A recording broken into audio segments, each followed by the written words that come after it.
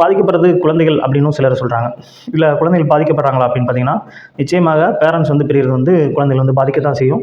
அது மட்டும் மேலை நாடுகளில் இது வந்து ஒரு சாதாரண விஷயமா பார்க்கப்பட்டு வருகிறது. முன்னாடி ஆரம்ப காலத்தில் இப்படித்தான் அங்கேயே இருந்திருக்கும். ஆனால் மேலை நாடுகளில் இப்போ சாதாரணமாக டைவர்ஸ் அப்படிங்கிறது ஒரு சாதாரணமான விஷயமாயிருச்சு.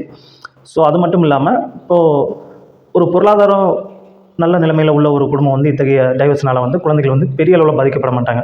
இதே இது ஒரு சாதாரண குடும்பத்தில், ஒரு நடுத்தர குடும்பத்தில் உள்ள இந்த விவாகரத்து அப்படிங்கும்போது, இந்த அதில் உள்ள குழந்தைகள் வந்து ரொம்ப மனதளவிலையும் அந்த பொருளாதார அளவிலும் ரொம்பவுமே கஷ்டப்படுவாங்க, மிகவும் பாதிக்கப்படுவாங்க.